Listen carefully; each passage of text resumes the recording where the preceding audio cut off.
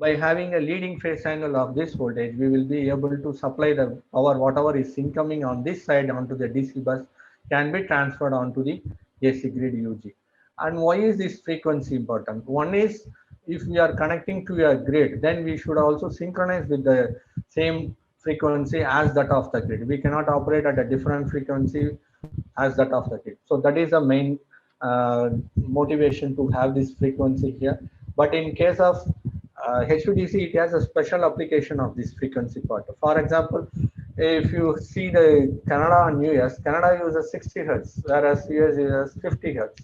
So which means that you need to have a kind of different frequencies at different uh, connection points. So what we can do, we can operate this converter at 60 hertz when it is connected to the Canada grid, and the converter connected to the US side can be operated at 50 hertz. So that is where this provides a flexibility on all these features: amplitude, frequency, and phase angle.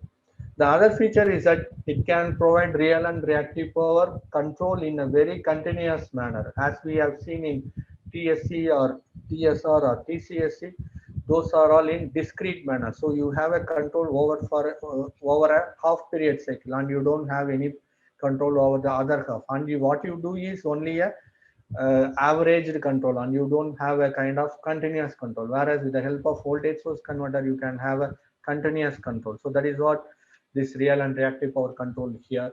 So since it is possible to do it on a continuous basis, it is also possible to have a dynamic voltage regulation on a continuous basis. So you can also modify, or you can also maintain the voltage on a continuous basis without any discrete structure. This is modular and expandable. So if we want to expand this network, then we can just expand this DC bus, add one more converter, and we can have a cascade. If you are familiar with the cascade or H bridge, then we can have some kind of arrangement of that sort in case of voltage source converter. So these are all some of the features which is very much driving its applications towards power system. Let us look at some of the control methods. I'm not going to cover every control method, just to bring some kind of awareness on the control methods for voltage source converters. I'm just discussing on this. So let us look at a very simple control, which we are already familiar with the equations, which is a power angle control. So coming back again on the basic equations on the power and the real power and reactive power. So this is the power angle control structure. How does it look like? So as I said, the frequency part is based on the PLL. This is a this controls the frequency of the voltage that is being generated by the converter. Phase lock loop, PLL is the abbreviation is phase lock loop. So it locks onto the system voltage to generate this voltage at the same frequency. And then comes the reactive power control or voltage control, AC voltage control. AVC is AC voltage control, and this is active power control. So as I discussed earlier, so based on the power reference and the power that is being transferred into the grid, you get an error, and that is passed on to your active power controller, and it generates an angle delta or phase angle delta for the voltage to be generated by this voltage source converter at this point.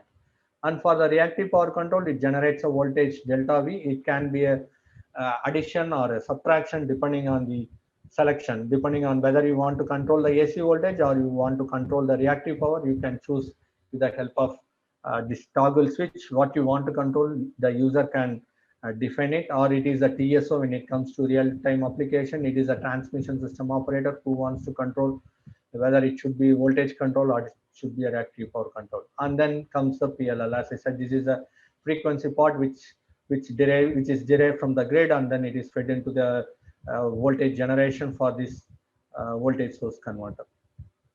Let us look at little bit into this. How does it look like? So the reactive power controller, so it generates a voltage delta V based on the difference in the reference on the actual reactive power, which means that based on the reactive power error, it generates a delta V. And what is this controller? It is a simple PI controller. So you would have all studied in your BE program. So this is a simple PI controller. And then reactive active power control. So this is also similar to Based on the active power error, you generate a delta here. Sorry, it should be delta. I made it this theta. Sorry about this. So this should be delta. So this delta will be utilized in creation of the voltage. And similar to reactive power control, we also have the AC voltage control. So this AC voltage control or reactive power control, either any one will be operating at any point of time. So only the constants will be different for the reactive power control and AC voltage control. The constants will be slightly different. This is basically in order that we do not produce any kind of voltage oscillations into the grid when we are doing a kind of control of the converter. So the time constants and the gains will be slightly different. And this is a phase log loop. So phase log loop, if you see, it is the angular frequency difference between the voltage generated by the system and the voltage generated by the voltage source converter. We want to minimize this error. So that is what this PLL does. So we want to minimize this error so that the voltage generated frequency of the voltage generated by the voltage source converter and that of the grid, they are synchronized and they are locked together. So this is something like we do the parallel operation of synchronous generators, something like that. So if you see here, this power angle control is very simple and it is straightforward, but there are some disadvantages. So if you see that when we have a step change in active power, it is also, we can see that there are also some oscillations. This dotted line is a P reference and this dark line is a actuals. So we see that there are some resonances generated in the network. So network is not that as simple as we see in the model or as we study in the theory. Network consists of many transformers, cables and transmission lines. Sometimes there could also be some kind of filters also present in the network before it gets connected between the voltage source converter and the final grid. So there could be some network resonances at some frequencies that could also happen and could this could can be a growing oscillations also sometimes. If you do not tune the controllers properly, then this could be sometimes growing oscillations and it could lead to trip.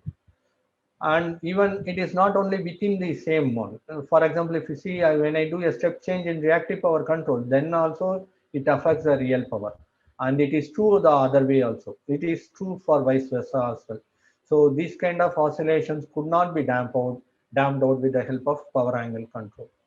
And second disadvantage is that if you see the controls, they doesn't have any current component to control it in the converter. So they are typically based on generating a voltage either higher or lower than the grid, or either generating a phase angle either in leading or lagging, but they do not have any control over the converter current. So which means that, for example, if we have a kind of high current, or let us assume this delta V is comparatively more in generation in compared to the grid voltage, then it could lead to higher current flowing through the voltage source converters, which means that it is going to damage the IGBTs. So such kind of current controls are not there in the power angle control. So this is also one of the disadvantage. So what can be the solutions for this? So one of the method is based on vector control method. Vector control method is purely mathematical. So what we do, so this we are familiar with. This is a phasor representation of voltages. We have three axes: A axis, B axis, and C axis, which is nothing but RYB.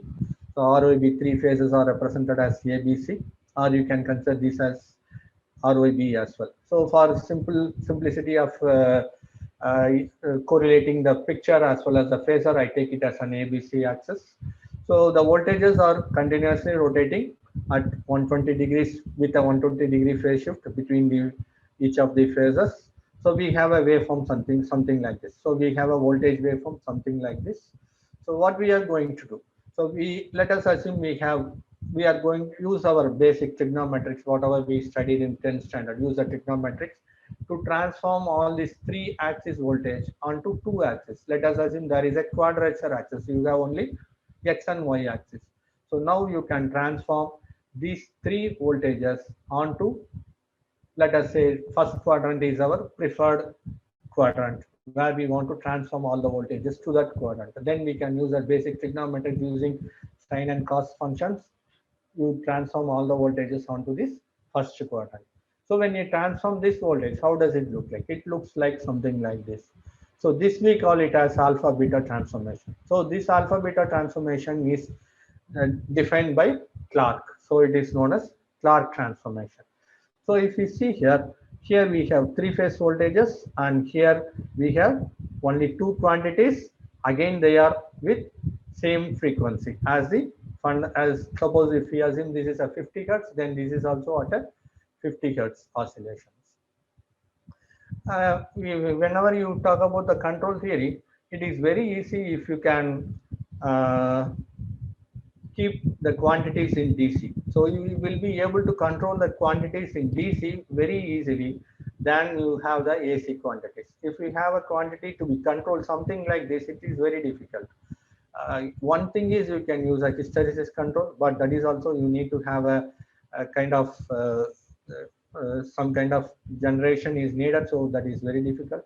But if we have a kind of DC quantity, then you will be able to eliminate the steady state error to a very precise level. It is very easy to eliminate the steady state error. So that is how this DQ transformation type comes into picture. So this we call it as Parkes transformation. So what is this Parkes transformation? Again, coming back to this phasor representation.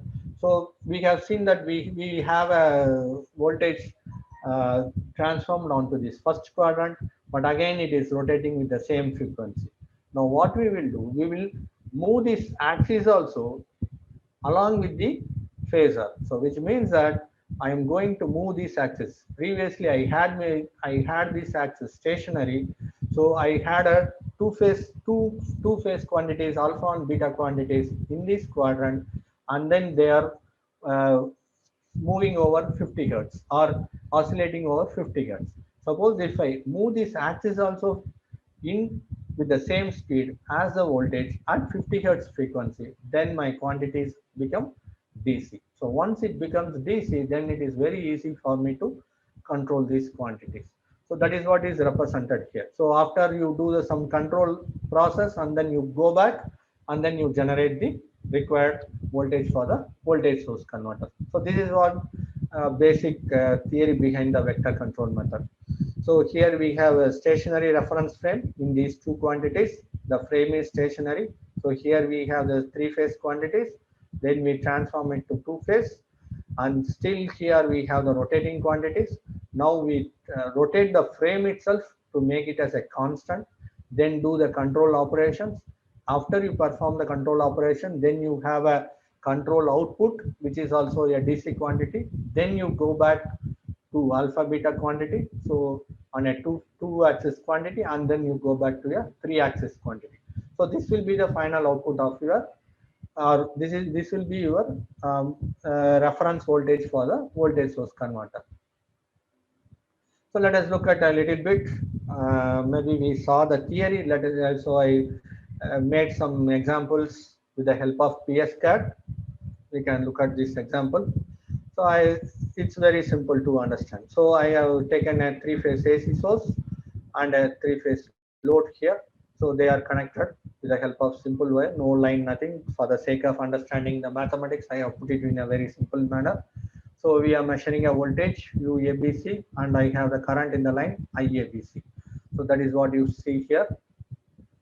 Sorry.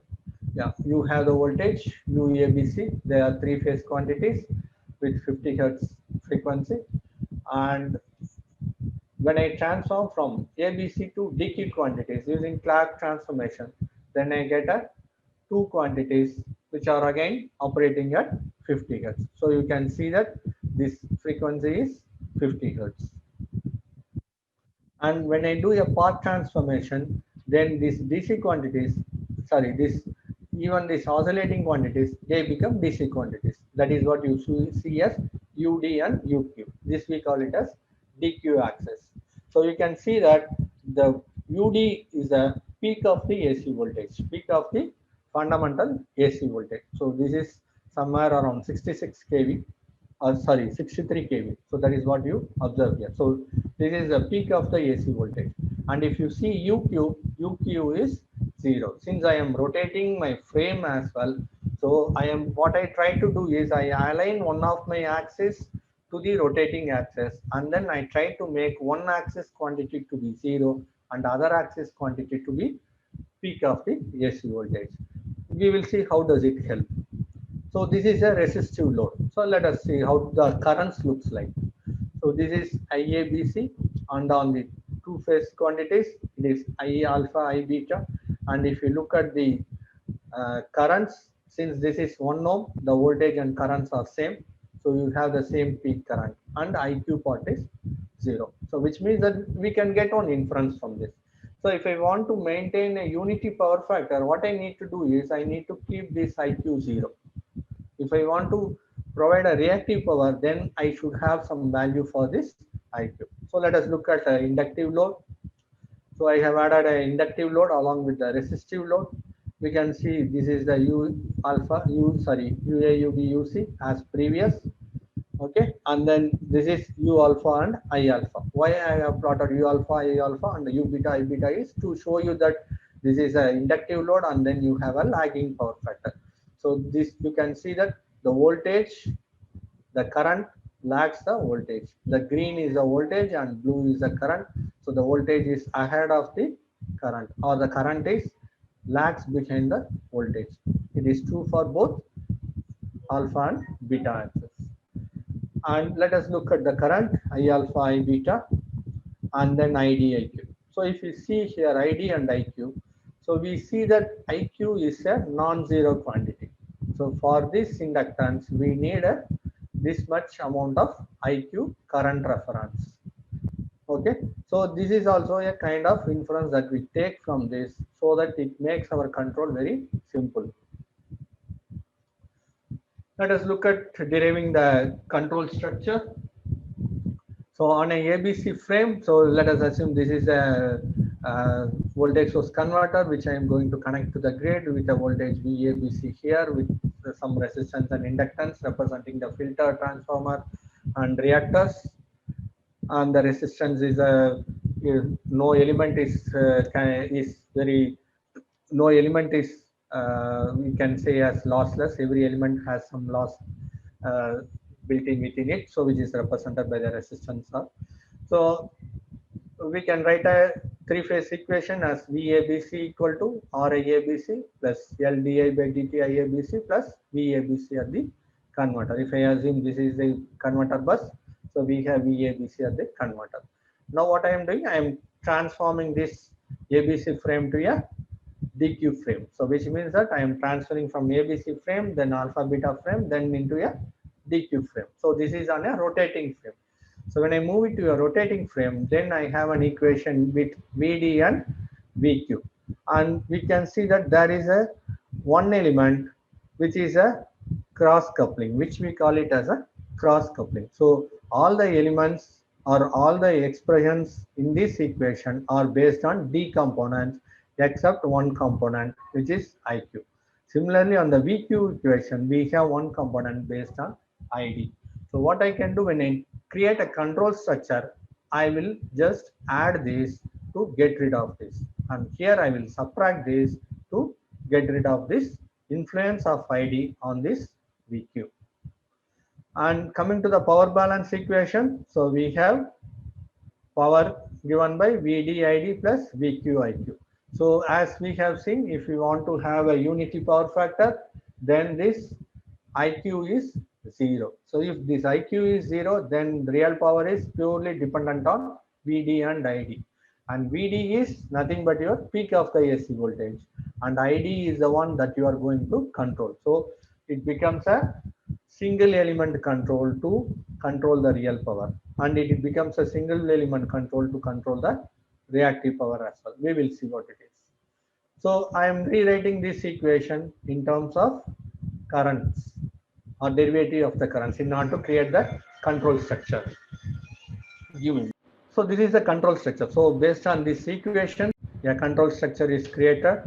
So we have a voltage, final DC voltage on the D axis. So again, I say here it is on the D axis. So what as we have seen here, yeah, here, so quantity voltages. So that's what you see here. So I get a D quantity voltage and a D quantity current. And this is a DC voltage controller and it can be a active power controller. So you on the DC side, it can be active power controller if it is a HVDC system, or it can be a DC voltage controller if it is a fax device like a STATCOM, or it can be an HVDC system also. But I'm not going into the detail of it. That is a subject of a great discussion. Separately, we need to take it. So based on these references, we have a PI control, and that generates the required D reference. And reactive power controller, as I said, this IQ reference is generated based on the reactive power control, or it is an AC voltage controller, whatever we have seen in power angle control also. And this one easy inference that we can take is, if we want to control the reactive power to 0, then we can directly put this IQ reference as 0, and we can eliminate this one control equation or one controller. Out of 4 controllers, we can have only 3 controllers. But it is not advised when it comes to real-time applications, because we will not have a situation when the real power is always going to be 0. So we will have a situation of supplying reactive power, absorbing reactive power, or maintaining the AC voltage. So when it is a real power application, then we will have all these 4 controllers. Next comes a hectic task. How we can, yeah. So this is a complete control structure. So we have an inner current controller, then the outer voltage and the active power controllers. Then the inner current controller gives a D component of voltages. Then we transform it into ABC quantities, and these ABC quantities are the reference voltages for the voltage source converters, which generate a voltage here. And based on the references given, they either supply real power, absorb real power, or supply reactive power, or absorb reactive power, or maintain the AC voltage. That all depends on the commands that is given here and based on the selection here. So this is a final control structure for voltage source converter.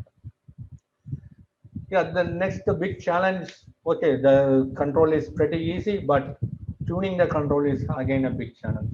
So if you are very familiar with control system theory, then you can go with pole zero cancellation and H infinity method. Otherwise, you can go with other optimization methods like symmetric optimum, or even you can use GELP. So there are n number of optimization methods. Just you need to create a optimization equation. What you need to optimize, you need to create an objective function, and then based on the objective function, you can generate a controller parameters. So I have just done one test case, and I have tuned the parameters, something like this. Let us look at the response of the system. So this is a step change in active power. This is for one of the real system. It has been reproduced by means of simulation for this webinar. So you can see that there is a step change in power from 900 megawatt to 820 megawatt. So this is a change in real power that I wanted to test how the system performs. So we can see that it performs, or it reaches the final value in less than 400 milliseconds, or even 300 milliseconds. The x-axis is in seconds. So it reaches even less than 3.3 or 0.4 milliseconds, 0.4 seconds, or 400 milliseconds. It reaches the final value. One more advantage of this kind of control is that, as I said earlier, it doesn't affect the other quantity. So when you are do a change in the real power, the reactive power doesn't get affected. You can see the reactive power change is very, very minimal. And once the initial transients are gone away, there is a change in real power, but the change in real power is almost very much negligible. It is almost same as a pre-disturbance condition. Next, let us have a look at the reactive power step change. So I have given a step change in reactive power of about, say, 100 mVAR. So for a change in 100 mVAR, the system responds with a delay of, say, 500 milliseconds. Again, this delay, as I said earlier, this tuning of delays are required to be made in accordance with the system. It cannot be a universal tuning, because based on the system conditions, load conditions, this tuning might vary a little bit to avoid any voltage oscillations and further instability. And on the real power, there is a very marginal change from 900. You can see that it is 904 and goes back to 898. So there is a undershoot and overshoot, which is very, very minimal when we compare to the reference value. And then finally it settles. That's it about the voltage source converters. Okay, so who are the manufacturers of such high power semiconductors? One is ABB, which is headquartered at Switzerland. So they are manufacturers of IGBTs for very high applications for fax and HVDC devices. And next one is Hitachi. They manufacture devices for high power applications, especially for traction applications and for solar applications. Mitsubishi and Infineon, they are also prominently available in both renewable integration and also fax and HVDC applications. And Infineon is a product one of the product from Siemens. So they own this Infineon product. And Mitsubishi is themselves, they are the manufacturers of semiconductors, and also they provide solutions for power system as well as traction applications. Okay, what can be the career path, job roles, and opportunities that you can get by these informations, or making more familiar with this informations? As I said, some of the domain organizations where you can find, so ABB, Siemens, GE, Hitachi, Mitsubishi in the power system domain, and Siemens, Vestas, Danfoss, ABB, GE, Delta Electronics, they are in the powertronics domain for drive applications as well as renewable applications. This renewable applications is also now, even a single generator is now growing up in the range of 12 megawatt, which means that here also we might need to move into IGBT. So no more MOSFETs can be used, which were being used when the renewable generation were in the scale of kilowatt range. Maybe the generator previously was in the range of few hundred kilowatts or so. So that time we were able to use MOSFETs, but the current rating has increased enormously with recent introduction of X-Halide generator from GE, which is 12 megawatt capacity. So there we need IGBTs for these applications. And what can be the job roles? It can be a power consulting engineer for performing power system studies. So when you do a renewable integration, or when you are doing a fax application for a existing system, then you can be a kind of consulting engineer after having a little bit of initial experience. You can also be a control and design engineer. So as I said, the power converter design is not that simple. You need to tune the controllers in order to have a very acceptable performance. And design engineer is also possible because you need to design the power converters of required capacity. At the same time, it also need to cater to the transient ratings. Maybe we could have a over voltage or a over current during some transients. So you need to consider those transients, and then you need to design these power converters. And can be a protection engineer also. So when the power level grows, it also becomes very much important to protect your converter as well as the power system. It is not only your own converters, or it is not only the power system alone. It is both. So a protection engineer role is also very much looked upon here. And operation and maintenance of converter stations. Why I say this is, recently in India we have this Pugalur Thrissur. One HVDC line has already come. This is being done by Siemens. This is operating at 320 kV, plus minus 320 kV with 2 gigawatt capacity. It is going to transfer power of 2 gigawatt capacity from Pugalur, which is in Tamil Nadu near Karur, and then this is Thrissur in Kerala. So we will be transferring power of this capacity. So as I said earlier, we had this Northeast Agra HVDC station. So there are many things, many new HVDC stations are coming up, and a lot of fax devices has been installed in the past 2-3 years. Of course, because of COVID, everything has slowed down a little bit, but they are already in the plan to have many things in pipeline. So which means that we need skilled engineers to operate and maintain these stations. It is not only about going with the technology, it is also about to maintain as well. So this is about upcoming in India, whereas it is a mature technology when it comes to Canada, Europe, and America, and every university actually works in these fax and HVDC applications. Whereas in India, I don't see much of the universities working in the field of HVDC. So this is also a new upcoming area where we don't find engineers, or engineers are of shortage when it comes to such kind of applications.